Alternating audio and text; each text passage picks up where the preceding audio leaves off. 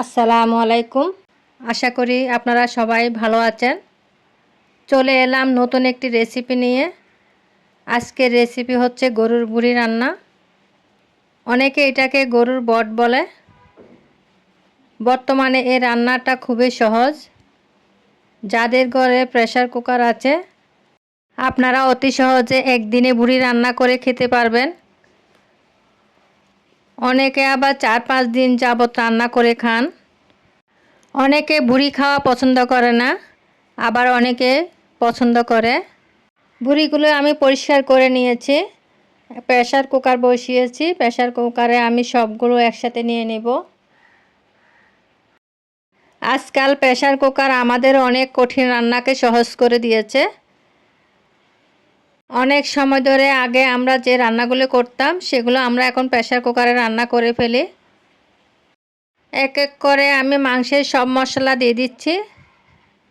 এখানে এক্সট্রা কোনো মশলা আমি ব্যবহার করব না।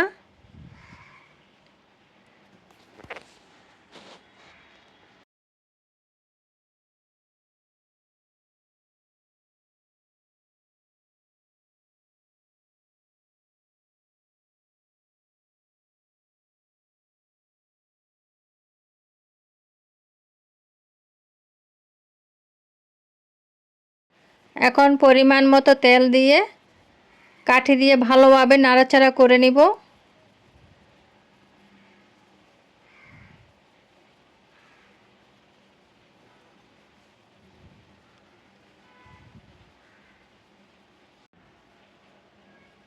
হয়ে গিয়েছে। ঢাকনা লাগিয়ে আমি চুলা অন করে দিব। 8 থেকে 10টা সেচ দিলে আমি বন্ধ করে দিব চুলা। এখানেই শেষ নয়, আমি পরবর্তীতে ভুঁড়িগুলো অন্য একটা ফ্রাই প্যানে নিয়ে নিব। অনেক সুন্দর কালার এসেছে।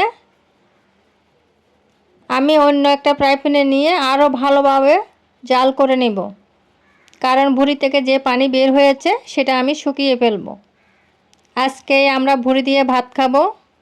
4-5 দিন অপেক্ষা করতে হবে না। প্রেসার কুকার আমাদেরকে এই সুবিধাটাই দিয়েছে। ফ্রাই প্যানে ঢেলে নিলাম।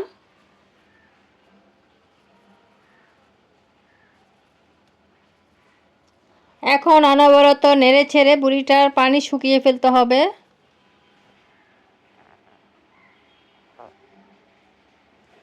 ধৈর্য ধরে এই কাজটা করতে হবে।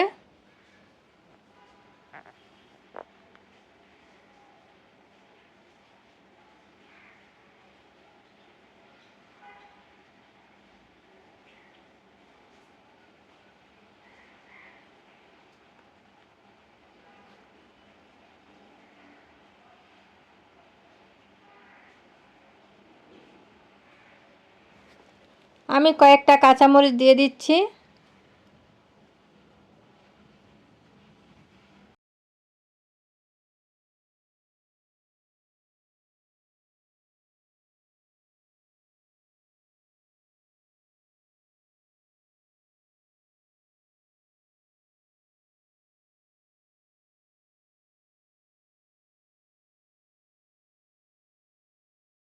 আমি একটু ঝাল পছন্দ করি। দিয়ে দিব বোম্বাইয়া মরিচও।